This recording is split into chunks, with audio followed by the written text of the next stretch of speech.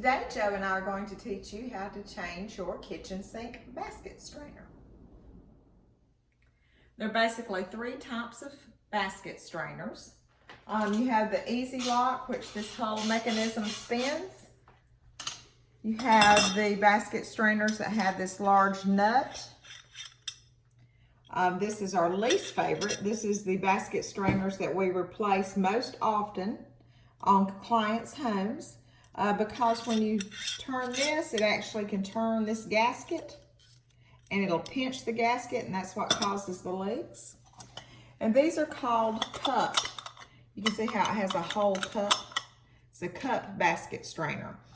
These are our favorites. The actual cup will push up against the gasket, and then you tighten this nut, and that does not pinch the gasket. So these are our favorite types of basket strainer. This one right here. So now that you've picked out the right basket strainer, you're gonna prep it. So I just like to lay the stopper to the side. We're just gonna take it apart. We're gonna lay the bottom nut over here with the top hat washer.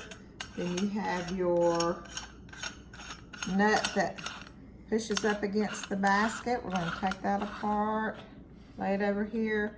You're gonna take your cup off.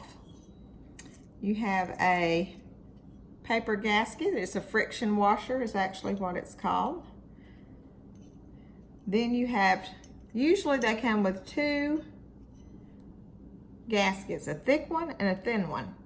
We throw this thin one away. Directions are going to say put this under here, and you don't have to use plumber's putty, but that's where you have a lot of leaks. That's why we go the old-fashioned way. We throw this away, and we're going to use plumber's putty because it's been around a long time.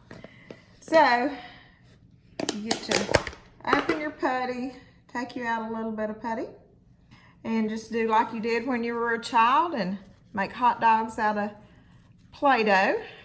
You want to make it long enough because it's going to go around this whole basket. It's going to go right here in this groove, and we're going to press it around just like this. I'm going to press it in that corner. And you'll notice I'm pressing it out enough to where we've got just a little bit coming out over this edge. So we're just going to continue to do this.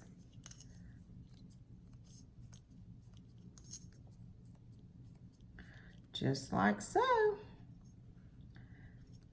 So this is the part that's actually going to go down in the sink on the top. So we'll just sit this over here. Next thing, this is a, well, some people do this, some people don't. This is a plumber's trick that we learned. Joe's a second generation plumber, so his dad taught him to do it this way, and he taught me, and this is how we're going to do it. You can or cannot do it. It doesn't, it's just a little, it's pipe thread sealant. It's just a little extra something to help you not to have leaks. And as you can tell, I put a paper towel down here. And normally I would put my gloves on, but hopefully I'm not going to get it all over me because it is kind of hard to get off of your skin. So you just paint it. Paint the whole gasket. Just like so. Here again, a lot of plumbers don't do this. It's just a little trick that we have learned over the years. And that's it. That's pretty much the prepping of your basket strainer. So the next thing we're going to do is take out the old basket strainer. Okay, here is the basket strainer we are going to be replacing. As you can tell, it looks pretty rough. And if you go around to the side, you can see that this nut here is cracked. So it's starting to leak. Luckily, it has not leaked into the bottom of the kitchen cabinet. We always like to put a towel and a pan or a little bucket to catch the water. So Joe's gonna get started on this. Okay, the first thing we're going to do is get this trap off. There's going to be a little water in there. Renee's got the pan like she said. I'm going to catch some of that. So that's that nut. Here's this nut.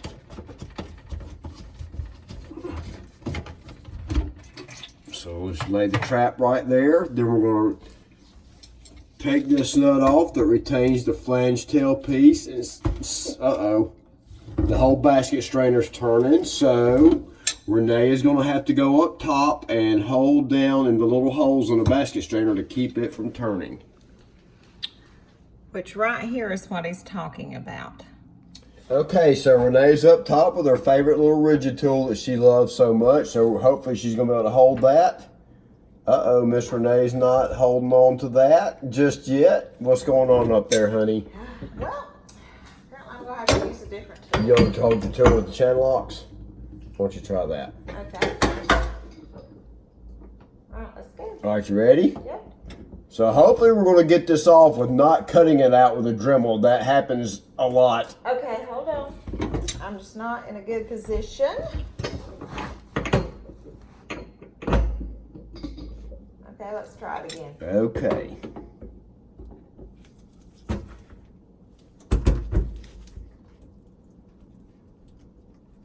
That is not going to come off by unscrewing that, so we're going to have to get the Dremel and cut that nut off. Okay, guys, so we're going to cut this. Of course, we have our safety glasses on, and definitely nothing flammable under here because this is going to throw sparks. So we're just going to take this Dremel and cut right here and try to split that nut off.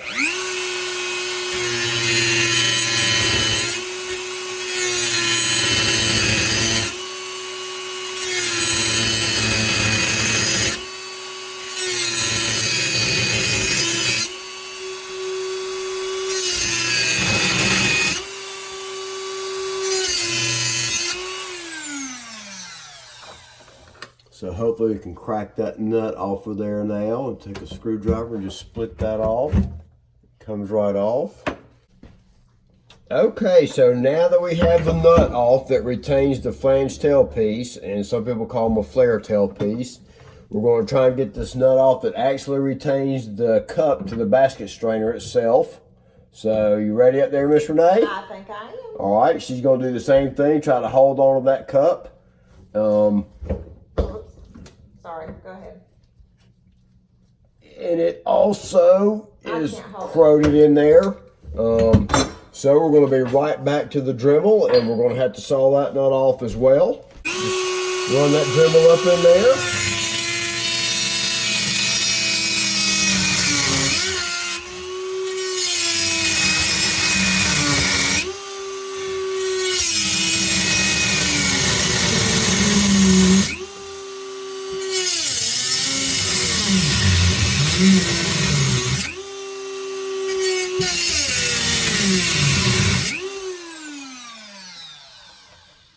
I think that's all the way through. Let's see if we can get that. Oh yeah. Just get in there and try to split that nut open. It probably will turn right off of there. Nope. Hold on. We'll just try to crack it off completely. Maybe not.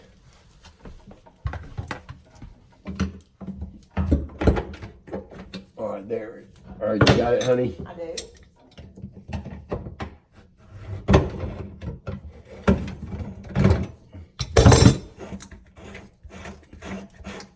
So, as you can see, sometimes this is not as simple as it should be.